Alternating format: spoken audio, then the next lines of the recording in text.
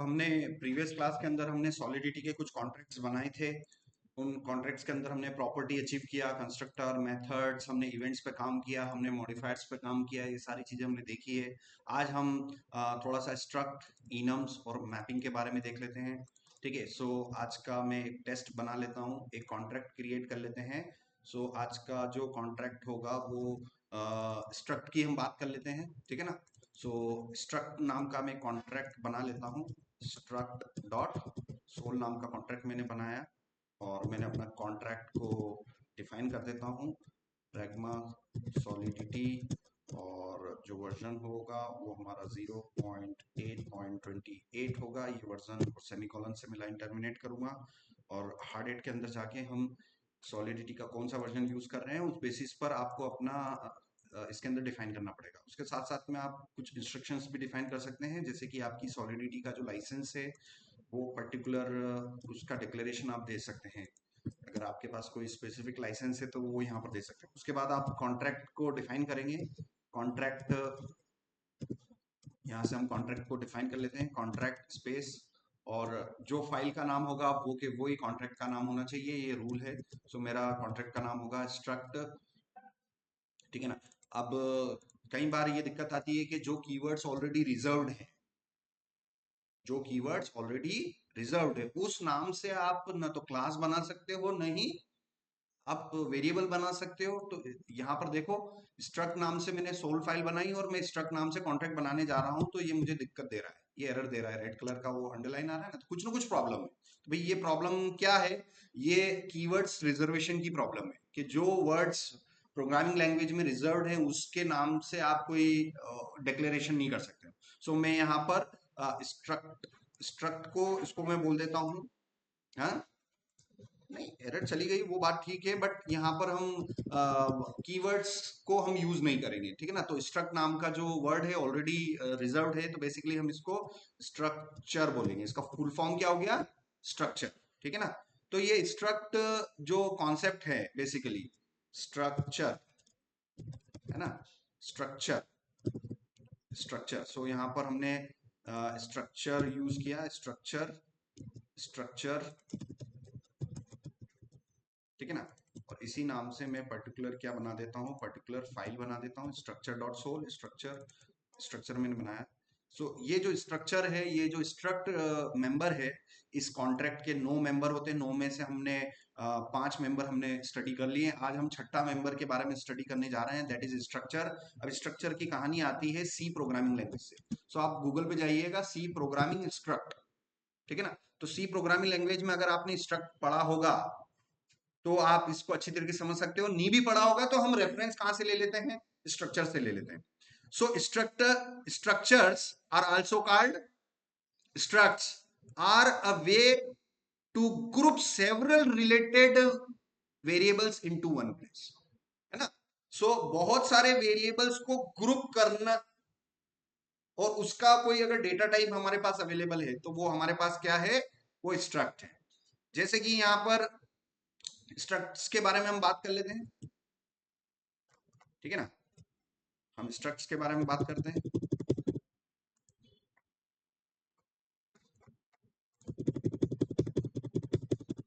हम आज किसके बारे में बात कर रहे हैं, स्ट्रक्ट्स के बारे में बात कर रहे हैं। सो जावास्क्रिप्ट ऑब्जेक्ट के बारे में आपको पता ही होगा। जावास्क्रिप्ट ऑब्जेक्ट को हम कैसे डिनोट करते हैं, करली ब्रेसेस। इस करली ब्रेसेस के अंदर हमारे पास कितने मेंबर्स होते थे, 2 मेंबर होते थे, पहला प्रॉपर्टी और दूसरा मेथड्स। दूसरा मेंबर कौन होता है हमारे पास, मेथड होता है, ठीक है ना। सो स्ट्रक्ट जो कॉन्सेप्ट है, इसी जावास्क्रिप्ट ऑब्जेक्ट को लिया गया, इसको लिया गया और इसमें से क्या हटा दिया, मेथड्स हटा दिया, ठीक है ना। सो जावास्क्रिप्ट ऑब्जेक्ट्स लिए गए और उस जावास्क्रिप्ट ऑब्जेक्ट्स में से आपने क्या हटा दिया, मेथड्स को हटा दिया, और सिर्फ आपके पास क्या बच गए, प्रॉपर्टीज। और उस ऑब्जेक्ट के अंदर कितनी प्रॉपर्टीज आ सकती हैं, मल्टीपल। पी कॉलन भी कितने आ सकते हैं, मल्टीपल। इधर जावास्क्रिप्ट ऑब्जेक्ट में प्रॉपर्टी कॉलन वैल्यू कितने आ सकते हैं, मल्टीपल। मेथड्स कितनी आ सकती थी, मल्टीपल्स। बस जावास्क्रिप्ट के ऑब्जेक्ट को लिया गया सॉलिडिटी के अंदर और उसमें से क्या चीज हटा दी, फंक्शंस का काम हटा दिया, तो सिर्फ आपके पास एक ऑब्जेक्ट बन गया, एक जावास्क्रिप्ट का ऑब्जेक्ट रह गया आपके पास, और उसके अंदर सिर्फ क्या पड़ी हुई है आपके पास, मल्टीपल प्रॉपर्टीज, मल्टीपल वेरिएबल्स, ठीक है ना। तो structure are a group of several related variable in one place. तो भाई ये ऑब्जेक्ट जो बनाया है मैंने कर्ली ब्रेसेस में, ये क्या काम कर रहा है, वेरिएबल्स को ग्रुप करने का काम कर रहा है ना। ग्रुप बनाते हैं ना अपन किसी चीजों का, तो मल्टीपल वेरिएबल्स का अगर आपने ग्रुप बना दिया सॉलिडिटी में, तो वो ग्रुप बेसिकली उसको आप स्ट्रक्ट्स बोलेंगे, स्ट्रक्चर्स, ठीक है ना। So this is JavaScript object and this will be our solidity struct. This is our solidity structs, and the solidity structs जो है it's a collection of multiple variables, related variables है ना। सो हम इसको रिलेटेड वेरिएबल्स बोल सकते हैं, ठीक है ना। अगेन ये हम सी प्रोग्रामिंग लैंग्वेज का स्ट्रक्चर देख रहे हैं, ठीक है ना। और डेफिनेटली सी प्रोग्रामिंग लैंग्वेज के अंदर स्ट्रक्चर्स बनाने के लिए डिफाइन किया जाता था, स्ट्रक्ट कीवर्ड का यूज किया जाता था पहले के जमाने में। अगर आपको सी प्रोग्रामिंग लैंग्वेज नहीं भी आती है तो आप यूं समझ लो कि भाई सी प्रोग्रामिंग लैंग्वेज दुनिया की सारी प्रोग्रामिंग लैंग्वेज का ओरिजिन है। समझ में आया ना, दुनिया की जितनी भी प्रोग्रामिंग लैंग्वेज आपको सुनने को मिलती है वो सारी कहाँ से उनका इवॉल्वमेंट हो रहा है, कहाँ से वो इजाद हो रही है, कहाँ से इंस्पिरेशन मिल रहा है दुनिया भर की नई नई प्रोग्रामिंग लैंग्वेज को, that is the C programming language. और सी प्रोग्रामिंग लैंग्वेज के अंदर एक बढ़िया डेटा स्ट्रक्चर अवेलेबल था, दैट इज स्ट्रक्चर्स। और उस स्ट्रक्चर्स के अंदर, उस स्ट्रक्चर डेटा टाइप के अंदर आप मल्टीपल वेरिएबल्स को ग्रुप कर सकते थे, ठीक है ना। इसी कॉन्सेप्ट को किसने इनहेरिट किया, सॉलिडिटी वालों ने। जिसने भी बनाया होगा उसने क्या किया, वही सेम स्ट्रक्चर वाला कॉन्सेप्ट जो सी प्रोग्रामिंग लैंग्वेज में यूज होता था, सेम सेम यहाँ पर सॉलिडिटी के अंदर यूज कर लिया। मीनिंग कोई चेंज नहीं है, मीनिंग भी जो सी प्रोग्रामिंग लैंग्वेज में उसका मीनिंग था एग्जैक्टली वो के वही मीनिंग यहाँ पर भी आपके सॉलिडिटी के अंदर भी है। सो सॉलिडिटी स्लैश सी स्ट्रक्चर, अगर आप सी प्रोग्रामिंग लैंग्वेज के स्ट्रक्चर को पहचानते हो, एग्जैक्टली वही स्ट्रक्चर सॉलिडिटी के अंदर, वही काम है, सब कुछ वो के वही है, वही सिंटेक्स है, कुछ भी चेंज नहीं है, 1% चेंजेस नहीं। अब चूंकि आप जावास्क्रिप्ट बैकग्राउंड से आ रहे हो तो आपको पता है कि हमने जावास्क्रिप्ट ऑब्जेक्ट्स पे काम किया है, और एक जावास्क्रिप्ट ऑब्जेक्ट की शुरुआत कर्ली ब्रेसेस से स्टार्ट होती है, और उसके अंदर प्रॉपर्टी कॉलन वैल्यूज होते हैं और मेथड्स होती हैं। सॉलिडिटी वालों ने क्या किया, यही जावास्क्रिप्ट का ऑब्जेक्ट लिया और इसमें से मेथड्स हटा दिए, आपके पास बच गए only property, and that structure will be called as struct in Solidity, ठीक है ना। सो सिंटैक्स पता होना चाहिए। सी प्रोग्रामिंग लैंग्वेज में आप जाओगे तो आपकी स्ट्रक्चर की शुरुआत स्ट्रक्ट कीवर्ड से हो रही है, ठीक है ना। तो सॉलिडिटी के अंदर भी आप, यहाँ से मैं एक रेफरेंस ले लेता हूँ, रेफरेंस हमें जरूरी लेना पड़ेगा, और ऑन डिमांड रेफरेंस मिल जाए इसीलिए जीपीटी हम यूज कर रहे हैं, अदरवाइज मैं सॉलिडिटी के ट्यूटोरियल्स में भी जा जाके आपको बता सकता हूँ। सो create simplest example of struct in Solidity, ठीक है ना। सो ये पर्टिकुलर मैंने उसको एक सिंपलेस्ट एग्जांपल को जनरेट करने के लिए बोला, उसने स्ट्रक्चर का एग्जांपल लिया, एक कॉन्ट्रैक्ट बना दिया उसने, और उसने मेरे स्ट्रक्चर को डिफाइन किया, ठीक है ना। उसने मेरे स्ट्रक्चर को डिफाइन किया। सो स्ट्रक्चर को डिफाइन करने के लिए शुरुआत किस कीवर्ड से हो रही है, तो आपने एक कॉन्ट्रैक्ट बनाया, आपने एक एम्प्टी कॉन्ट्रैक्ट बनाया। इस एम्प्टी कॉन्ट्रैक्ट के अंदर सबसे पहले आपको हैबिट बना लेनी है अपने मेंबर्स लिखने की। So that is property. Second number पे कौन आ गया आपका, कंस्ट्रक्टर आ गया। सेकंड नंबर पे आपका कौन आ गया, कंस्ट्रक्टर आ गया। थर्ड नंबर पे कौन आ गया आपका, थर्ड नंबर पे आ गया आपके मेथड्स आ गए, ठीक है ना। So contract is similar to class. Class के अंदर 3 मेंबर होते थे, स्ट्रक्चर के अंदर आपके सॉलिडिटी कॉन्ट्रैक्ट के अंदर 9 मेंबर्स होते हैं। 9 मेंबर्स में से हमने कौन कौन से मेंबर पढ़े, हमने फोर्थ मेंबर पढ़ा हमने इवेंट्स, हमने फिफ्थ मेंबर पढ़ा मॉडिफायर्स, वेरी गुड, हमने मॉडिफायर्स पढ़ा, और आज हम जो अपना सिक्स्थ मेंबर पढ़ने जा रहे हैं दैट इज स्ट्रक्ट्स, ठीक है ना। सो स्ट्रक्ट्स इज अ डेटा स्ट्रक्चर, ठीक है ना। डेटा स्ट्रक्चर मतलब ऐसा ऐसा मैकेनिज्म जिसमें इंफॉर्मेशंस को होल्ड किया जा सके, that is your data structure. Data को स्टोर करने के लिए कोई ना कोई मैकेनिज्म होता है कंप्यूटर्स के अंदर, वो मैकेनिज्म प्रोग्रामिंग लैंग्वेज के अंदर डिफाइन होता है, that mechanism is called data structure, and one of the mechanism is to hold the data is struct. So struct is a data structure in Solidity which holds multiple related variables. है ना, multiple related variables and it groups the properties. So हमारे पास multiple properties हैं और उन properties को मैं कैसे कर सकता हूँ, यहाँ पर स्ट्रक्ट्स में कर सकता हूँ। मान लीजिए मैंने यहाँ पर मुझे अपना नेम और सरनेम लेना है, ठीक है ना। तो अगर मैं सिर्फ नेम और सरनेम तो मैं सॉलिडिटी के अंदर प्रॉपर्टी में भी ले सकता हूँ। प्रॉपर्टी में लेना पड़ेगा तो मेरे को क्या लिखना पड़ेगा, सबसे पहले स्ट्रिंग लिखना पड़ेगा, क्योंकि फॉर्मूला आपको मैंने सिखा रखा है भाई। सबसे पहले तो टाइप, फिर विजिबिलिटी मॉडिफायर और फिर वेरिएबल का नाम भाई। अब मैं आपको बोल दूं कि चलो आपको है ना किसी व्यक्ति का नाम और सरनेम स्टोर करना है, किसी व्यक्ति का नाम और किसी व्यक्ति का सरनेम स्टोर करना है, तो आप क्या कर सकते हो, कॉन्ट्रैक्ट के अंदर जाके आप सिंपल सा string public name equal to Anil लिख दिया, और फिर से आपने ले लिया string public surname equals to dollar ले लिया, ठीक है ना।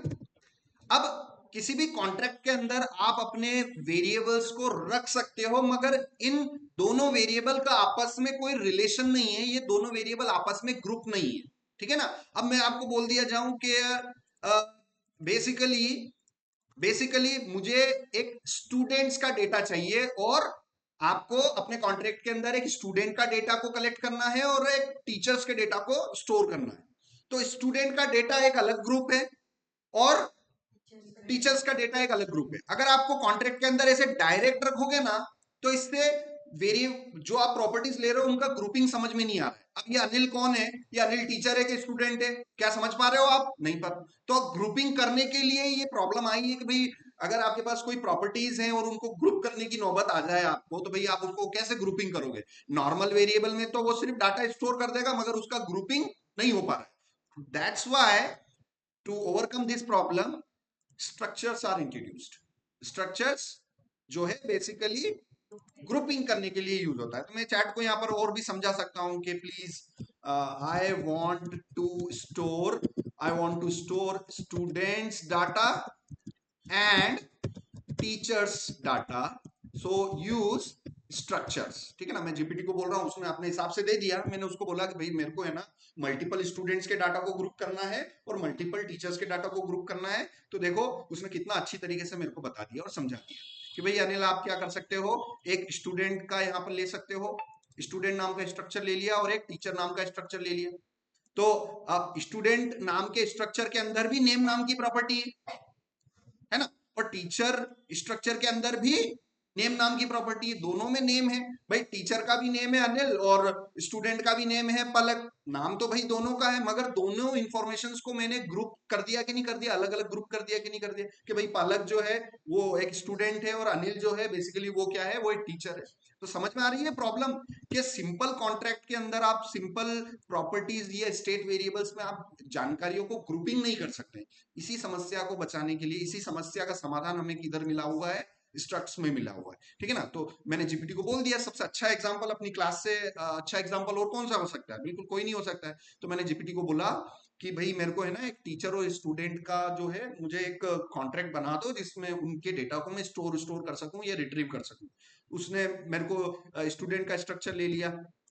चलो, तो ये तो हो गई मेरी प्रॉपर्टी, और अब मैं डिफाइन करने जा रहा हूं sixth member, that is my structure.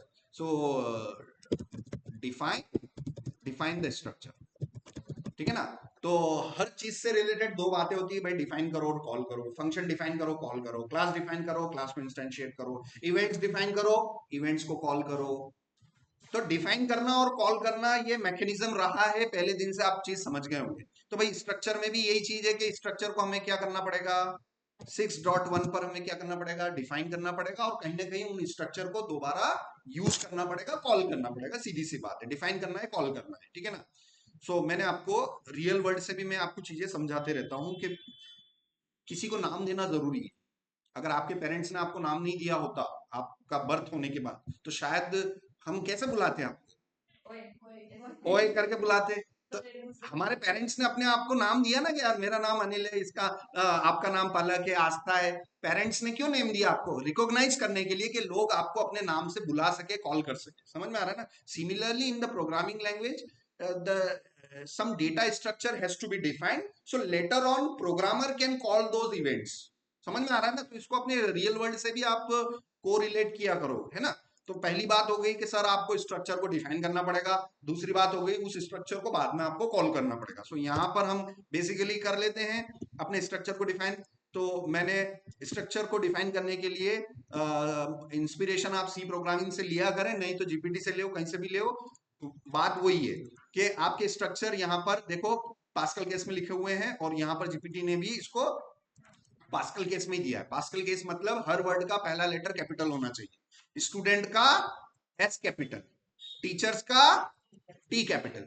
Which convention is this, which naming convention is this, this is a pascal case, ठीक है ना। सो यहां पर हम गए स्ट्रक्ट स्पेस स्टूडेंट, है ना, एंड ये आप देखो। सो आपको समझ में आया कि हमने यहां पर अपना स्ट्रक्चर डिफाइन किया, स्ट्रक्ट हमने स्ट्रक्ट डिफाइन किया। सो हमने अपना स्ट्रक्ट डिफाइन किया स्टूडेंट, और पर्टिकुलर यहाँ पर हम गए, और यहाँ पर हम कन्वेंशन यहाँ पर हम ले लेते हैं। सबसे पहले हम यहाँ पर ले लेते हैं टाइप और वेरिएबल नेम, ठीक है ना, टाइप और वेरिएबल नेम। सो यहाँ पर मैं टाइप ले लेता हूँ स्ट्रिंग, है ना। तो स्टूडेंट का नेम होगा, होगा कि नहीं होगा, बिल्कुल होगा सर। स्टूडेंट का सरनेम होगा, होगा कि नहीं होगा, बिल्कुल होगा। सिमिलरली स्टूडेंट की तरह मैंने किसको डिफाइन कर दिया, एक और टीचर के स्ट्रक्चर को डिफाइन कर दिया। सो टीचर का भी क्या होगा, नेम होगा, टीचर का भी सरनेम होगा। मैं अभी सिर्फ दो प्रॉपर्टी लेके चल रहा हूं, मगर अज्यूम कर लो if you are working on structure how many properties you can use, multiple, है ना। असाइनमेंट को सिंपल बनाने के लिए मैं सिर्फ दो प्रॉपर्टी को लेके चल रहा हूँ कि भाई टीचर स्टूडेंट का नाम और स्टूडेंट का सरनेम, टीचर्स का नाम और टीचर्स का सरनेम लेके हमने दो स्ट्रक्चर को क्या कर दिया है, डिफाइन कर दिया है। अब हम समझते हैं कि इसको हम कैसे इसको यूज कर सकते हैं। Store multiple students and teachers. So यहाँ पर हमने अपना मल्टीपल स्टूडेंट्स को स्टोर करने के लिए हम यहाँ पर हमने स्ट्रक्चर डिफाइन किया। अब स्ट्रक्चर को इनिशियलाइज करना होगा। सो यहाँ पर आप देखेंगे, सो ठीक है ना, यहाँ पर एक चीज और है, each variable in the structure is known in members, ठीक है ना। स्ट्रक्चर के अंदर स्ट्रक्चर के इस बेसिक ढांचे को अगर आप देखोगे, ये स्ट्रक्चर के बेसिक ढांचों को अगर आप देखोगे तो ये मिलता जुलता किससे है, हमारे क्लास से ही है, ठीक है ना। अगर इसको यहां पर देखा जाए तो बेसिकली स्ट्रक्ट की जगह क्या आ गया, क्लास आ गया। स्ट्रक्ट का जो ओवरऑल स्ट्रक्चर है वो मिलता जुलता किससे है, हमारे क्लास के स्ट्रक्चर से। तो हमें अच्छी तरीके से पता है क्लास के अंदर जो भी हम लिखते हैं उनको जनरली हम मेंबर्स बोलते हैं। सो हमारे स्ट्रक्चर के अंदर ये जो भी प्रॉपर्टीज ले रखी है ये हमारे मेंबर्स हैं, और मेंबर्स आर प्रॉपर्टीज हियर। और इसके अंदर आप देखेंगे, so to access the structure you must create a variable of it, ठीक है ना। सो किसी भी स्ट्रक्चर को यूज करने के लिए उसका हमें वेरिएबल बनाना पड़ता है। जैसे कि क्लास को यूज करना है तो क्लास का क्या करना पड़ेगा, इंस्टेंशिएट करना पड़ता है कि नहीं करना पड़ता है। सो सारी चीजें रिलेटेड है। सो डिफाइन द क्लास, पहले नंबर पे हम क्या करते हैं, क्लास को डिफाइन करेंगे, और दूसरे नंबर पे क्लास इंस्टांशिएट करेंगे, इंस्टांशिएट। क्लास इंस्टेंशिएशन का क्या फॉर्मूला है, let class external object is equal to new of class name. This is how I instance a class, और मैंने किसी क्लास का एक मेंबर बनाया, ठीक है ना। तो क्लास के अंदर किसी भी मेंबर को एक्सेस करना है तो क्लास का आपको क्या बनाना पड़ता था, क्लास का एक ऑब्जेक्ट बनाना पड़ता था। सिमिलरली स्ट्रक्चर के अंदर भी आप देखें लिखा हुआ है, to access the structure you have to create a variable of it, ठीक है ना। क्लास के अंदर हम क्या कर रहे हैं, उसका ऑब्जेक्ट क्रिएट कर रहे हैं, और स्ट्रक्चर में हम क्या कर रहे हैं, उसका एक वेरिएबल, उस टाइप का एक वेरिएबल में क्रिएट कर रहा हूं ताकि मैं मल्टीपल इंफॉर्मेशन को सेव कर सकूं। तो स्ट्रक्चर यहाँ पर डेफिनेशन है, यहाँ पर आपने उसका एक वेरिएबल बनाया, और वेरिएबल बनाने के बाद आप उनके अंदर वैल्यूज को स्टोर कर सकते हैं। सो यहाँ पर आपने ये वेरिएबल बनाया, और वेरिएबल बनाने के बाद इसको स्टोर कर सकते हैं। तो मैं यहाँ पर प्लेग्राउंड से हर चीज क्लास का अगर आपने चीजें समझ ली ना तो बहुत अच्छा होगा बेसिकली। तो मैं जेएस प्लेग्राउंड पर गए, तो स्ट्रक्चर को मान के चलना है कि it is exactly related to the class, ठीक है ना। सो यहां पर हम गए, F11 किया, ये क्लास माय क्लास, ठीक है, क्लास माय क्लास, ठीक है ना। इसमें पहला मेंबर मैंने ले लिया, यहाँ पर हमने ले लिया हमने नेम, यहाँ पर हमने ले लिया, हमने नेम ले लिया। ठीक है, क्योंकि हमें पता है वेरिएबल बनाने के लिए लेट यूज करते हैं, वार यूज करते हैं, मगर वो क्लास के बाहर, क्लास के अंदर आते ही लेट वार कॉन्स्ट कुछ भी यूज नहीं करते हैं, ऑटोमेटिक। ठीक है ना। So the first area is your property area. So define your property.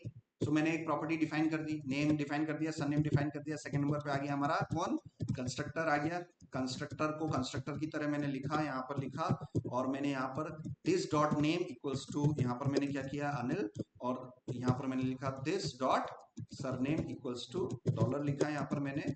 ठीक है ना। और यहाँ पर मैं इस क्लास का क्या बना लेता हूँ, सेकंड नंबर पे क्रिएट क्रिएट क्लास ऑब्जेक्ट। ठीक है ना। Class object let class external object is equal to new of my class. ठीक है, न्यू ऑफ माय क्लास। जैसे ही क्लास का ऑब्जेक्ट बनेगा, इस ऑब्जेक्ट से मैं इन मेंबर्स को कॉल कर सकता हूँ। तो जैसे ही मैं यहाँ पर, आप देखना, मैं कंसोल डॉट लॉग करूँ, किसको कंसोल लॉग डॉट करूँ, क्लास एक्सटर्नल ऑब्जेक्ट की नेम प्रॉपर्टी को अगर मैं लॉग करूंगा तो अनिल आ गया। समझ में आ रहा है। तो क्लास को डिफाइन किया, क्लास का ऑब्जेक्ट बनाया, और उस ऑब्जेक्ट की मदद से मैंने उस मेंबर के अंदर के मेंबर को एक्सेस किया। ठीक है ना। तो ये एक क्लास का फ्लो है जो कि आपको मैंने करके शॉर्ट हैंड में मैंने बताया।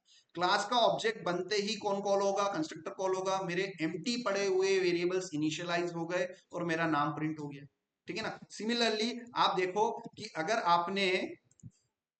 आपने कोई कोई स्ट्रक्चर ले रखा है, कोई स्ट्रक्चर ले रखा है, सी के अंदर आप गए, आपने अगर कोई स्ट्रक्चर ले रखा है, तो उस स्ट्रक्चर का सबसे पहले तो आपको ऑब्जेक्ट बनाना पड़ेगा। उसका उस यहाँ पर ऑब्जेक्ट नहीं बना रहे हैं, उसका वेरिएबल बना रहे हैं, तो आप ऑब्जेक्ट भी बोल सकते हैं। You must create a variable of it. उस स्ट्रक्चर का आपको क्या बनाना पड़ेगा, वेरिएबल। इधर क्लास के अंदर क्या हो रहा था, उस क्लास का आपको क्या बनाना पड़ेगा, एक्सटर्नल ऑब्जेक्ट बनाना पड़ेगा। CEO1, वन का मतलब टू भी हो सकता है, थ्री भी हो सकता है। मीन्स के क्लास का external object, I can create many external object. Similarly structure का जो मैं वेरिएबल बनाऊंगा, how many variables from the structure I can. अगर आपने रिलेशन समझ लिया ना कि भाई जो चीज यहाँ हो रही है वो कि वही यहाँ पे भी हो रही है, जो चीज क्लास में हो रही है वो कि वही स्ट्रक्चर में भी हो रही है, उसका एग्जैक्ट पैटर्न अगर आपने बिहेवियर समझ लिया ना, तो आपके लिए बहुत आसान होगा। मैं हमेशा बिहेवियर एनालिसिस करता हूँ, भैया वो कैसे काम कर रहा है और ये कैसे कर रहा है, क्या इन दोनों के बीच में कोई रिलेशन है। तो एग्जैक्टली मेरे एनालिसिस से मेरे को ये पता चला है कि भाई क्लास का जो बिहेवियर है एग्जैक्टली वो कि वही स्ट्रक्चर का। इसका मतलब सर आप स्ट्रक्चर बना लो, फिर उस स्ट्रक्चर का आपको वेरिएबल बनाना पड़ेगा, and that variable you can create many times, you can create many variables out of it. ठीक है ना। तो ये फंक्शनैलिटी हमने समझी। तो आप इस स्ट्रक्चर में देखो कि यहां पर ये क्या किया जा रहा है, we are creating variable of structures, we are creating variables of structures।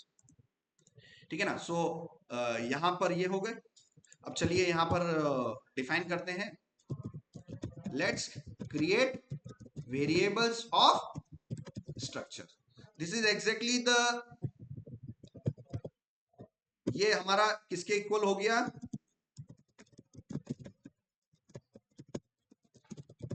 समझ में आ गया। स्ट्रक्चर का वेरिएबल बनाने की प्रक्रिया एग्जैक्टली इक्वल है किसके, क्लास के एक्सटर्नल ऑब्जेक्ट बनाने से इक्वल है। मतलब इस वाले स्टेटमेंट में, ये मैं ब्राउजर में गया, यहाँ पर प्लेग्राउंड में गया, ये जो लाइन लिखी ना, let CEO is equal to new of class. तो क्लास का वहां पर हम क्या बना रहे हैं, एक्सटर्नल ऑब्जेक्ट बना रहे हैं। मैंने ऊपर ऊपर क्या डिफाइन करी, ऊपर ऊपर मैंने क्या डिफाइन करी, क्लास डिफाइन करी। अगले ही स्टेटमेंट पे उस क्लास का मैं एक वेरिएबल बना रहा हूँ, उस क्लास का ऑब्जेक्ट बना रहा हूँ। सिमिलरली यहां पर आप देखेंगे, मैंने कॉन्ट्रैक्ट के अंदर एक स्ट्रक्चर डिफाइन किया, और डिफाइन करने के तुरंत बाद मुझे क्या करना है, उस स्ट्रक्चर का एक वेरिएबल बनाना है। यहाँ ऑब्जेक्ट नहीं बोलेंगे, यहाँ पर क्या बोलेंगे, I want to create a variable out of that structure so that I can store multiple values. So yes, यहाँ पर वेरिएबल बनाने के लिए ये रूल है। सबसे पहले अगेन टाइप, विजिबिलिटी मॉडिफायर और वेरिएबल नेम। सो अगेन किस टाइप का आपको वो बनाना है, किस टाइप का वेरिएबल बनाना है, let's create a variable of structure. अब वेरिएबल बोले तो यहाँ पर आपका हो रहा है प्रॉपर्टी। प्रॉपर्टी का एक ही फॉर्मूला है यहाँ पर, भाई टाइप, विजिबिलिटी और वेरिएबल। सो सेम उसी पैटर्न में भाई टाइप कौन सा होगा, स्ट्रिंग टाइप का होगा। ठीक है ना। स्ट्रिंग टाइप का होगा। अभी मैं स्क्वायर ब्रैकेट का मतलब समझा रहा हूँ, स्पेस दिया। अब क्या चाहिए अपने को? विजिबिलिटी। मैं चाहता हूँ कि भाई हर कोई स्टूडेंट और उनके नाम पढ़ सके। तीसरा वेरिएबल का नाम। सो तीसरा वेरिएबल का नाम देखो यहाँ पर स्टूडेंट्स ले रखा है, स्टूडेंट्स ले रखा है। क्यों भाई स्टूडेंट्स? बिकॉज ये जो है मल्टीपल लोगों को स्टोर करेगा। जैसे स्टूडेंट आस्था भी है, पलक भी है, विजय भी है, निधि भी है, तो भाई I want to store multiple property, multiple elements. So आप किसी एक सिंगल एलिमेंट को स्टोर करना है तो उसके लिए आप एक नॉर्मल प्रॉपर्टी लेते हैं, नॉर्मल प्रॉपर्टी लेते हैं। जैसे यहाँ पर मैंने नेम इक्वल्स टू अनिल दे दिया तो ये मेरी सिंगल प्रॉपर्टी स्टोर हो रही है। बट यहाँ पर मुझे मल्टीपल इंफॉर्मेशन स्टोर करनी है तो उसके लिए किस टाइप का वेरिएबल होता है? एरे। स्क्वायर ब्रैकेट जावास्क्रिप्ट में क्या होता है? अरे होता है।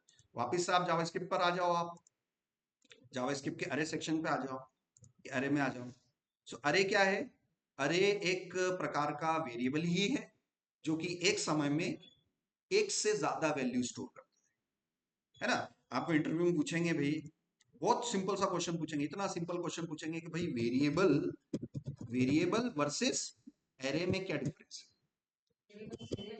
हाँ, variable will store single value at a time. एक समय में एक ही वैल्यू वेरिएबल स्टोर कर सकता है। और एक समय में एक से ज्यादा वैल्यू स्टोर करने वाले वेरिएबल को क्या बोलते हैं? अरे बोलते हैं। अरे क्या है? अरे एक वेरिएबल ही है जो एक समय में एक से ज्यादा वैल्यू स्टोर कर रहा है। मुझे एक सिंगल स्टूडेंट को स्टोर करना है, मुझे एक सिंगल स्टूडेंट को स्टोर करना है, तो मैं किस पर जाऊंगा? वेरिएबल्स। मुझे मल्टीपल स्टूडेंट्स को स्टोर करना है, मल्टीपल स्टूडेंट्स के जानकारियों को स्टोर करना है, तो मैं सिंगल वेरिएबल नहीं यूज करता, आई कैन यूज अरे। और अरे को रिप्रेजेंट जावास्क्रिप्ट में किस से किया जाता है? Square brackets. समझ में आ रहा है? सो यहाँ पर जो है मैंने स्टूडेंट्स नाम का जो मैं बना रहा हूं वो मैं एक अरे क्रिएट कर रहा हूँ। So that is the solidity अरे। ठीक है ना? सो सॉलिडिटी, हाँ सॉरी, यहाँ पर स्मॉल एस हम देख लेते हैं एक बार। सो एरर चली गई, और यहाँ पर अभी भी एरर चली गई। और ठीक है, इसको स्मॉल एस करते हैं, स्ट्रिंग, और ये हमने किया। ठीक है ना? सो मैंने स्टूडेंट नाम का एक वेरिएबल बना दिया स्ट्रिंग टाइप का, और मैंने एक टीचर्स नाम का मैंने यहाँ पर क्रिएट किया। अब जाके मैं यहाँ पर देखता हूँ एड न्यू स्टूडेंट। मुझे अगर नया स्टूडेंट स्टोर करना है तो यहाँ पर देखो स्टूडेंट डॉट पुश। ठीक है ना? तो पुश मेथड जो होती है वो कहाँ यूज में आती है? एरेज में यूज में आती है। तो अरे में, अरे मेथड्स पर हम गए, और अरे के अंदर एक मेथड होती है पुश। पुश का मतलब होता है एलिमेंट्स में वैल्यू को रखना। ठीक है ना? जैसे कि यहाँ पर मैं आपको बता दूं, let students is equal to square bracket मैंने लिया। ठीक है ना? एक मैंने एम्प्टी अरे बनाया और मैंने बोला स्टूडेंट्स डॉट पुश, मैंने बोला, और मैं सबसे पहले पुश करना चाहता हूँ फॉर एग्जाम्पल पलक। तो मैंने खाली अरे में क्या किया? मैंने एक वेरिएबल को रखा, है ना? Console dot log and students, students. ठीक है ना? तो आप देखो उस अरे के अंदर, प्रोग्रामिंग के अंदर तो मैंने अरे खाली डिफाइन किया था, बाद में मैंने किस मेथड के द्वारा?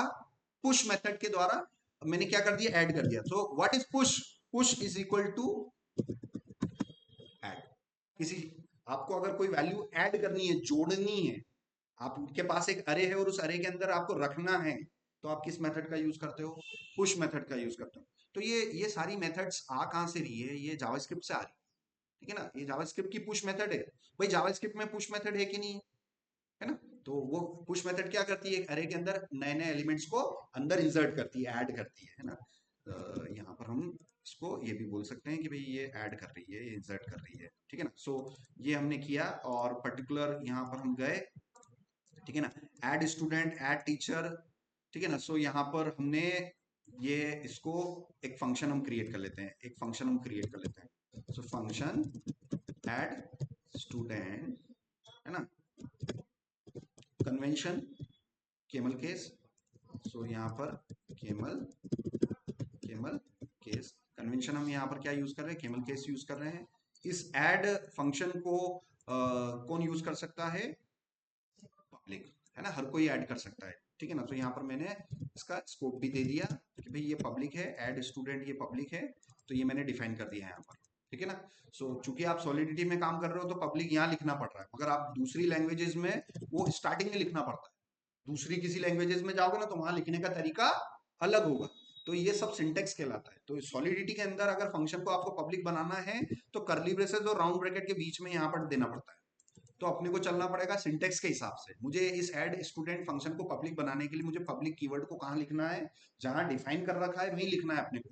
जहां सिंटेक्स में बोला गया है, सिंटेक्स में यहाँ बोला गया है, तो आपको यहीं लिखना है फिर, ठीक है ना। तो ऐड स्टूडेंट, यहाँ पर हमारे पास चूंकि ये टेम्परेरी वेरिएबल है तो fa1 comma underscore fa2 formal arguments. अब ये फॉर्मल आर्गुमेंट्स किस टाइप के होंगे, ये आप स्ट्रिंग टाइप के होंगे, ठीक है ना। सो ये स्ट्रिंग टाइप के होंगे, स्ट्रिंग, ठीक है ना। अब यहां पर मुझे मेमोरी लिखना पड़ेगा, ठीक है ना, क्योंकि अगर मैं मेमोरी नहीं लिखूंगा तो ये फॉर्मल आर्गुमेंट परमानेंट ब्लॉकचेन पे स्टोर हो जाएंगे, मेरे लिए मेरे कॉन्ट्रैक्ट की स्टोरेज बढ़ाएंगे, मुझे हर चीज के लिए पैसा देना पड़ेगा, एथीरियम देना पड़ेगा। चूंकि फॉर्मल आर्गुमेंट का काम टेम्पररी होता है कि परमानेंट होता है, टेम्पररी। ये सिर्फ वेरिएबल को स्टोर करने के लिए काम आ रहे हैं, ब्लॉकचेन पे इनको स्टोर नहीं करना है, ठीक है ना। इसलिए मुझे एक टेम्पररी वेरिएबल बनाना है, तो टेम्पररी वेरिएबल बनाने के लिए मेमोरी यूज किया, ठीक है ना। तो मेमोरी का ये मतलब हो गया कि ब्लॉकचेन पे परमानेंट ये वेरिएबल स्टोर नहीं होंगे, है ना। इसका काम है कि भाई नीचे दिए गए वेरिएबल्स को इनिशियलाइज करना और डिस्ट्रॉय हो जाना, है ना। वेरिएबल बनेगा, उसका काम करेगा और बाद में मेमोरी से डिस्ट्रॉय हो जाएगा और स्टोरेज में ब्लॉकचेन नेटवर्क पे परमानेंटली स्टोर नहीं होगा। इसका इतना सा काम है, ठीक है ना। सिमिलरली स्ट्रिंग मेमोरी, ठीक है ना, जैसे मुझे स्टोर करना है स्टूडेंट का नेम और सरनेम, पलक अग्रवाल। सो पलक जो है, पलक जो है वो किस टाइप का डेटा है, स्ट्रिंग है, और अग्रवाल जो है वो किस टाइप का डेटा है, वो भी स्ट्रिंग है। इसलिए डेटा टाइप हमने क्या लिया, स्ट्रिंग स्ट्रिंग। मगर इस डेटा को टेम्पररी जो मैं स्टोर कर रहा हूं उसको भी मुझे टेम्पररी ही रखना है, तो मैंने मेमोरी भी ले लिया। तो ये सारा फॉर्मल आर्गुमेंट्स है ना। तो फंक्शन डिफाइन करते समय जो वेरिएबल रिसीव होते हैं उसे हम क्या बोलते हैं, फॉर्मल आर्गुमेंट्स, ठीक है ना। कॉलिंग करते समय जब पास करते हो एक्चुअल आर्गुमेंट। सो ये यहाँ पर है कि जब भी किसी फंक्शन के अंदर अगर आप फॉर्मल आर्गुमेंट का नाम ले रहे हो तो कन्वेंशन है उसकी शुरुआत किससे होनी चाहिए, अंडरस्कोर से होनी चाहिए। अब ये कन्वेंशन है, कन्वेंशन का मतलब हो गया भाई रूल है, रूल फॉलो करोगे तो अच्छे डेवलपर है, नहीं तो काम तो ऐसे भी हो जाएगा। बट हमें हमें कोड हमेशा स्टैंडर्ड लेवल का लिखना चाहिए। हमारा कोड, लिखा हुआ कोड अगर किसी व्यक्ति के पास भी जाए ना तो दिख जाना चाहिए कि यार जिसने कोड लिखा है वो अच्छे लेवल का इंजीनियर है। इसलिए हम कन्वेंशन हमेशा फॉलो करेंगे। सो ये हो गया हमारा एड स्टूडेंट, ठीक है ना। सो यहाँ पर हमने इस वेरिएबल को यूज किया students dot push, student dot push हमने किया। और पुश हम किसको कर रहे हैं, पुश हमें करना है अपने उस डेटा स्ट्रक्चर को, उस डेटा स्ट्रक्चर के अंदर हमें उन प्रॉपर्टीज को रखना है, ठीक है ना। सो डेटा स्ट्रक्चर हमने यूज किया, सो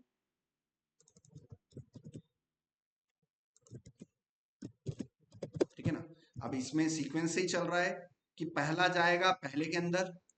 अब इसने कॉम्प्लेक्स बनाने के लिए आईडी वाईडी ले ली, मैंने आईडी वाईडी ली नहीं, तो मेरे को इतना पता है कि ये पहली वैल्यू पहले के अंदर जाएगी। तो मेरी तो पहली वैल्यू ही नेम है, तो मैं यहाँ जो भी लिखूंगा ये मेरा फॉर्मल आर्गुमेंट फर्स्ट है, कॉमा ये आएगा यहाँ पर, ठीक है ना। ये मेरा फॉर्मल आर्गुमेंट सेकेंड हो गया।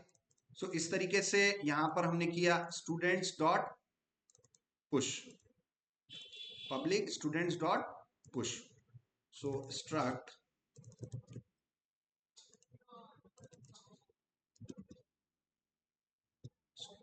structs type and teacher type, ठीक है ना। सो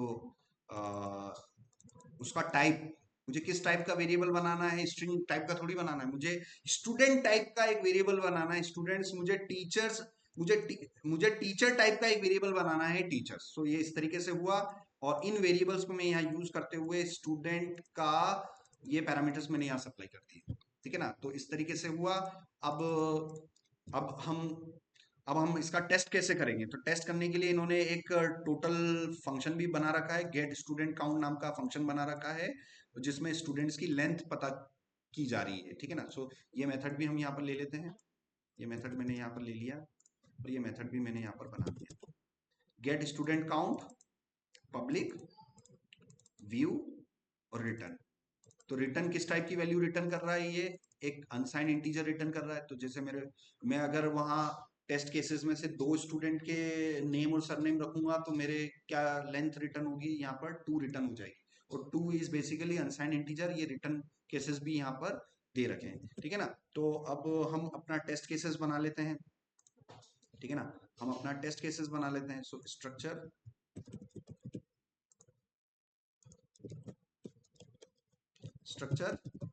test dot sol, structure test dot sol, ठीक है। सो वन बाय वन हम चलते हैं। सबसे पहले शुरुआत हम डिस्क्राइब मेथड और इट मेथड से करेंगे और बिफोर। तो कोई सा भी टेस्ट परफॉर्म करने से पहले आप सबसे पहले तो डिस्क्राइब मेथड को आप लेके आ जाओ। Sorry, is a TypeScript file. It is a TypeScript file. It's a unit testing file, TypeScript file. I will use describe method. ठीक है। सो डिस्क्राइब मेथड को हमें लाना है। ये मैं डिस्क्राइब मेथड को कॉल किया, ठीक है ना। सो डिस्क्राइब में हम यहाँ पर अपना मेथड को डिस्क्राइब करेंगे। ये मेरा कॉल बैक फंक्शन है, फैट एरो में मैंने लिया, ठीक है ना। इसके अंदर हम क्या यूज कर सकते हैं, इसके अंदर सबसे पहले हम बिफोर, उसके बाद इट, है ना। ये इसका पैटर्न है, ये इसका पैटर्न है, बिफोर और बिफोर ईच। ये पैटर्न याद रख लेना कि डिस्क्राइब के अंदर सबसे पहले बिफोर ईच, देन इट, है ना। ये इसका सीक्वेंस हो गया। तो यहाँ पर हम अपना पर्टिकुलर वो करेंगे। सो यहाँ पर अब हम यहाँ पर अपना नेटवर्क ले लेते हैं, हार्ड नेटवर्क डॉट कनेक्ट किया मैंने, ठीक है ना। और नेटवर्क कनेक्ट करेंगे, अवेट, अब अगेन असिंक, ठीक है ना। अब यहाँ पर जो आएगा ये रिटर्न करते ही हमें क्या दे देगा, मल्टीपल इंफॉर्मेशन देगा। तो मैं इसको क्या कर लूंगा, डिस्ट्रक्चर कर लूंगा। मुझे सिर्फ विम लाइब्रेरी चाहिए, विम ऑब्जेक्ट से मुझे करना है। और बेसिकली मुझे यहाँ पर फर्दर मुझे क्या करना है, अपना पर्टिकुलर आप देखेंगे। सो है ना, उसके बाद हम अपने टेस्ट केसेस परफॉर्म करेंगे। तो टेस्ट केसेस हमें क्या परफॉर्म करने हैं कि टू चेक पर्टिकुलर, हम उसका चेक करेंगे, काउंट चेक कर लेंगे। सो यहाँ पर हम उसके काउंट चेक करेंगे। सो यहाँ पर स्ट्रक्चर टेस्ट किया। अब मैं अपना पहला टेस्ट केसेस लिखने जा रहा हूँ।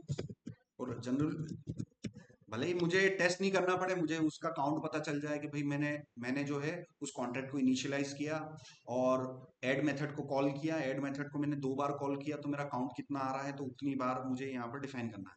सो इट शुड, इट को भी यहां से ले लो, note test describe it should return the student count, है ना। तो मैंने अपना टेस्ट केसेस परफॉर्म करने जा रहा हूँ, ठीक है ना। अब यहाँ पर सबसे पहले तो कॉन्ट्रैक्ट को ले लेते हैं, कॉन्ट्रैक्ट को ले लेते हैं। सो npx hard hat clean, npx hard hat clean, npx hard hat clean, npx hard hat compile, npx hard hat compile, ठीक है ना। मेरा कॉन्ट्रैक्ट क्लीन किया मैंने, कंपाइल किया। कंपाइल करते ही आप देखना आर्टिफैक्ट्स आ गया, कॉन्ट्रैक्ट आ गया, स्ट्रक्ट सोल आ गया और स्ट्रक्चर डॉट जेसन आ गया। मिल गया मुझे एप्लीकेशन बाइनरी इंटरफेस और बाइट कोड मिल गया। ये मेरे लिए बहुत इंपॉर्टेंट है, टेस्ट केसेस यहीं से पड़ेगा इंफॉर्मेशंस, ठीक है। सो ये सारी चीजें हो गई। उसके बाद मुझे अपना अपना कॉन्ट्रैक्ट को लाना है, कॉन्ट्रैक्ट का ऑब्जेक्ट बनाना है। So let's create contract object. So let contract is equal to await vim dot deploy contract, ठीक है ना। सो यहाँ पर आप देखना कौन सा कॉन्ट्रैक्ट। तो बेसिकली जो कॉन्ट्रैक्ट का जो नाम होगा वो आपको लिखना पड़ेगा, दैट इज स्ट्रक्चर, ठीक है ना। ये स्ट्रक्चर इसी किया, या वेट आ रहा है मतलब क्लोजेस्ट फंक्शन पे हमें क्या लिखना पड़ेगा, असिंक लिखना पड़ेगा। ये आया। अब इस कॉन्ट्रैक्ट को आप अगेन टेस्ट करेंगे, लेवल पे टेस्ट करेंगे। तो ये मेरा कॉन्ट्रैक्ट आ गया, कॉन्ट्रैक्ट आ गया मेरा, ये कॉन्ट्रैक्ट आ गया और यहाँ से मैंने इस कॉन्ट्रैक्ट को ये मैंने किया, सेव किया, टर्मिनल पे गए, क्लियर किया, npx Hardhat test, test folder के अंदर किसको, स्ट्रक्चर, ठीक है, एंटर किया, स्टेप बाय स्टेप फटाफट हमने किया। अब ये उसी टेस्ट केसेस को रन करेगा और ये मुझे कॉन्ट्रैक्ट दे देगा यहाँ पर, ये देखो दे दिया ना उसने। तो उसने मेरे को क्या रिटर्न कर दिया, एक तो एबीआई रिटर्न कर दिया, मेरे कॉन्ट्रैक्ट का डिप्लॉयड एड्रेस रिटर्न किया, और और भी मुझे राइट रीड वाले फंक्शंस उसने मेरे को ऑब्जेक्ट दे दिए। अब मुझे कॉल करना है किसको, देख देख के सीख लो, एड स्टूडेंट नाम के मेथड को कॉल करना है, ठीक है ना। तो यहाँ अपने टेस्ट केसेस में जाके मैं उस मेथड को कॉल करूंगा। मेथड को कॉल करने के लिए contract dot write dot add student, ठीक है ना, ये मैंने पास किया। अब यहाँ पर एड स्टूडेंट को मैंने पास किया, तो आप प्रीवियस क्लास के अंदर आप देख सकते थे कि हमें डेटा को किस तरीके से पास करना चाहिए, अरे के अंदर, ठीक है ना। अरे के अंदर हमने डेटा पास किया, सो वो यहाँ पर हम अपना डेटा पास करेंगे। सो अरे के अंदर हमने डेटा पास किया, सो पलक, ठीक है ना। तो मैंने इस मेथड को मैं कॉल कर रहा हूँ, ये ये यहाँ से आप टेस्ट केसेस में देखना, पलक उठ के कहाँ जाएगा, FA1 में, क्योंकि एक जगह से भेजने वाला है तो दूसरी तरफ रिसीव करने वाला है। कुरियर भेजते हो ना आप, एक जगह से सेंडर होता है, दूसरी जगह रिसीवर होता है, तो ये FA हमारा रिसीविंग वेरिएबल है, और यहाँ टेस्ट केसेस से जो मैं कर रहा हूँ ये मेरा sending actual arguments. So Palak and Agarwal, these are two actual arguments which I am sending from the test cases, और वो जाके वहां रिसीव होंगे। और और यहाँ पर ये किया। अब ये जो राइट ऑपरेशन है, it will take time, that's why I will use await, ठीक है ना। तो सारा चीजें देख देख के आप कर सकते हो, ठीक है ना। देखो अवेट यूज किया, और उसके बाद आप अपने कॉन्ट्रैक्ट को रीड करोगे, आप अपने कॉन्ट्रैक्ट की मेथड को रीड करोगे, तो यहाँ पर रीड देख लेते हैं हम। So let structure modified test, structure test, so let student count कितना होगा, वो वो यूज करेंगे हम, await contract, contract dot read dot get student count नाम की मेथड ऑटोमेटिकली आ गई, ठीक है ना। ऑटोमेटिकली आ गई ना, कि इसको हम रीड कर लेंगे और इसको मैं यहाँ से क्या करवा लूँ अभी के लिए, कंसोल डॉट लॉग करवा लूँ। सो स्टूडेंट, स्टूडेंट काउंट, ठीक है ना। कॉपी किया, यहाँ पर हम गए,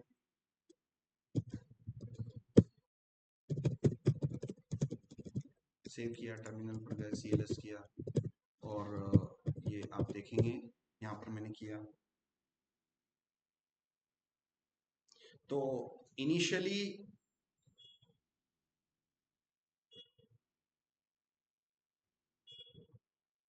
1n पलक, मैंने उस स्ट्रक्चर में पलक को रखा, तो मेरा काउंट कितना हो गया, अरे का 1।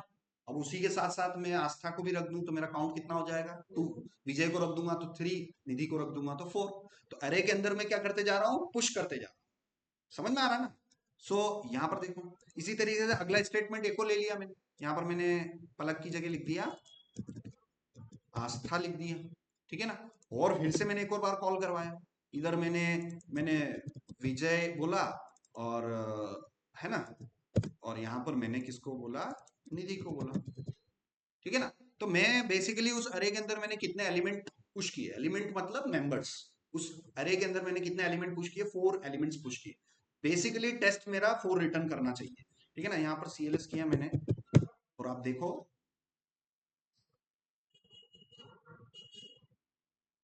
ये देखो 4n आ गया, है ना।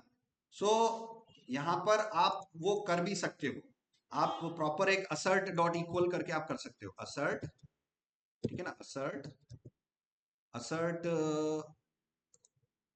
Assert dot equal, assert dot equal, ठीक है ना। तो ये असर्ट मेथड जो है नोड असर्ट से आई है, असर्ट डॉट इक्वल।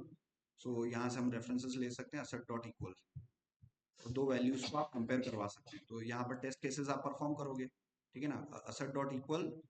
सो यहाँ पर आप वैल्यू, और जो वैल्यू आपको कंपेयर करवाना है, ठीक है ना, तो जो वैल्यू आपको मिली है, जो जो वैल्यू हमें यहाँ से मिली है structure, student count, it has to be equal with 4 4n, it has to be equal with 4n। ठीक है ना, ये मैंने कॉपी किया, यहाँ पर गया। अब मैंने हार्ड कोडेड कितने स्टूडेंट को स्टोर करवा रहा हूँ, 4। और मैंने असर्ट मेथड में इक्वल में मैंने कंपैरिजन करने के लिए बोल दिया उस टेस्ट केसेस में। भाई टेस्ट केसेस लिखने का काम ही है कि चीजों का आप टेस्ट करवा रहे हो कि मेरा ये जो कोड लिखा हुआ है ये एक्सपेक्टेड बिहेव कर रहा है कि नहीं कर रहा है, आउट ये एक्सपेक्टेड बिहेव कर रहा है कि नहीं कर रहा है। तो इस हिसाब से मैं अपने टेस्ट केसेस को पास या फेल करके देखूंगा, है ना। सो आप देखना टेस्ट, तो मेरा टेस्ट केसेस क्या हो गया, पास हो गया। अब इसको यहाँ पर मैं 4n की जगह क्या कर दूं, 5n कर दूं। ये मैंने 50n कर दिया। तो ये असर्ट इक्वल क्या करेगा, उसको मैच करेगा कि सर कोड में तो आपने 4 लोगों को स्टोर करवा रखा है और आपने उसको ये कर दिया। तो जितनी बार आप रन कर रहे हो तो वो मेरे पुराने पुराने वेरिएबल्स फ्लश हो चुके हैं। क्यों हो चुके हैं, क्योंकि वो वेरिएबल्स वो टेम्पररी थे, ठीक है ना। सो यहाँ पर आप इस तरीके से इसको करेंगे। सो देखते हैं यहाँ पर मेरा टेस्ट केस पास होगा कि फेल होगा, वो चेक कर लेते हैं। सर डॉट इक्वल, फेल हो गया ना केस, कि सर आपका जो केस है फेल हो गया, कंपैरिजन इक्वल नहीं हुआ, ठीक है ना। So it should return the student count. So 4n equal to 50n। क्या 4 50 के इक्वल है, नहीं है, 4 4 के इक्वल ही होगा। 4 शुड बी इक्वल टू 4, तभी आपका टेस्ट केसेस क्या होगा, पास होगा। यहाँ पर फेल हो गया हमारा टेस्ट केसेस। अब ये टेस्ट केसेस इतनी अच्छी तरीके से इन्होंने डिजाइन कर रखे हैं कि आपको कॉन्ट्रैक्ट को बार बार क्या नहीं करना पड़ रहा है, कंपाइल वंपाइल नहीं करना पड़ रहा है। चलो जानबूझ के हम यहाँ पर इंटेंशनली डेलिबरेटली इस आर्टिफैक्ट्स फोल्डर को मैं यहाँ से उड़ा देता हूँ, कैशे को उड़ा देता हूँ। मैनुअली मैंने जाके उनको उड़ा दिया। अब आप देखना क्या ये टेस्ट केसेस मेरे परफॉर्म होंगे कि नहीं होंगे अभी भी। क्या टेस्ट केसेस के दौरान देखो ऑटोमेटिकली बन गए। सो मैं मैनुअल कंपाइलिंग, मैनुअल उस प्रोसेस से बच गया कि नहीं बच गया। तो जब भी आप सॉलिडिटी के अंदर कोई भी कोड लिख रहे हो ना, तो the best thing is to write test cases, because it will automatically compile your code. वो बाइट कोड जनरेट कर देगा, एवीआई जनरेट कर देगा, सब कुछ सिस्टमेटिकली कर देगा। आप देखो मैंने मैनुअली आर्टिफैक्ट्स और कैशे डिलीट किए थे, मैंने और कुछ नहीं किया, मैंने आर्टिफैक्ट मैंने अपने टेस्ट केसेस को रन किया। ये देखो फिर से बता, ये आर्टिफैक्ट्स और ये कैशे वाली डायरेक्टरी को मैंने डिलीट किया और मैं इसको कोलैप्स नहीं करना। अब आप देखना मैं अपना सिंपल सा टेस्ट केसेस परफॉर्म कर रहा हूं। So what does it mean, यहां पर ध्यान देना, artifacts and cache folders are created. So what does it mean? Whenever you are performing Solidity unit testing, your contract code will be read, it will automatically be compiled, it will generate its JSON file, everything will be automatic. So developer focus would be on writing actual logics instead of focusing on कि भाई यार contract हमने किया, compile किया कि नहीं किया, compile करना भूल तो नहीं गए। तो हमें उसकी टेंशन लेने की जरूरत नहीं। हमारा सॉलिडिटी के टेस्ट केसेस जो है ना, ये सारा काम ऑटोमेटिकली इंटरनली कर रहा है। नहीं तो अभी आपको पता है कि यार वो अगर मेरे पास ये टेस्ट केसेस नहीं होते तो मुझे बार बार जाके ये डायरेक्टरी डिलीट करनी पड़ रही है, और ये नहीं भी करता तो मुझे क्या कर, कौन सी कमांड चलानी पड़ रही है, npx hardhat, हाँ एमपीएक्स हार्ड हैट क्लीन, उसके बाद कंपाइल। मेरे को कितना मैनुअल काम करना पड़ रहा था। ये सारी जो टेंशन्स हैं, डेवलपर की टेंशन्स जो हैं हटा दी उन्होंने। उन्होंने ये बोला है ना, सॉलिडिटी जिन्होंने डेवलप किया उन्होंने आपके लिए, डेवलपर्स के लिए, वेब3 डेवलपर्स के लिए आपके टेस्ट केसेस बना दिए। आप डायरेक्टली उसको क्या कर सकते हो, आप टेस्ट केसेस को परफॉर्म करो, कंपाइल कंपाइल वो ऑटोमेटिकली अंदर हो रहा है, ठीक है ना। सो आज के लेक्चर में हमने फोकस किया था किस पे, स्ट्रक्चर्स पे। स्ट्रक्चर्स का रिवीजन हम देख लेते हैं। Structures are closely related with a class. Just like class, you have to define class, you need to create class object. Similarly, structure, in the class we have 3 members, property, constructor and methods, और उन class का हमें object बनाना पड़ता है। उसी के just parallel में हमारे पास स्ट्रक्चर है। स्ट्रक्चर के अंदर हमारे पास सिर्फ प्रॉपर्टी है, कंस्ट्रक्टर नहीं है, मेथड नहीं है। उसी स्ट्रक्चर का मुझे क्या क्रिएट करना पड़ेगा, वेरिएबल। क्लास में आप क्या बनाते थे, ऑब्जेक्ट बनाते थे, कितने बना सकते हो, CEO1, CEO 2, 3, 4. Similarly, in the structure side, we can create multiple variable out of the structure, and with those variables, I can initialize the values. So आप यहाँ पर देखो कि वो इसके अंदर मैं मल्टीपल वैल्यूज को स्टोर कर पा रहा हूँ ये पुश मेथड के थ्रू, ठीक है ना. सो ये पुश मेथड के थ्रू हम यूज कर पा रहे हैं. So structure eventually are working as array, है ना, क्योंकि पुश मेथड यूज हुआ है तो स्ट्रक्चर एक प्रकार से अरे की तरह ही काम कर रहा है, जो कि मल्टीपल प्रॉपर्टीज को होल्ड कर रहा है, ग्रुप कर रहा है, ठीक है ना. तो आई थिंक हमने ये देख लिया है. एक एक टॉपिक को अच्छी तरीके से देखेंगे और तो ही हम आगे बढ़ेंगे. और यहाँ पर हम बात करें अब अगले मेंबर्स की. हाँ, एरर्स है और भी हमारे पास मैपिंग्स हैं. यस, मैपिंग्स हैं हमारे पास, ठीक है ना. सो इनम्स हैं, इन्यूमरेशंस, ठीक है ना. तो अभी टाइम हो गया है, मंडे को हम इनम्स देख लेंगे, एरर्स देख लेंगे, ठीक है, और मैपिंग हम इसको कवर कर लेंगे.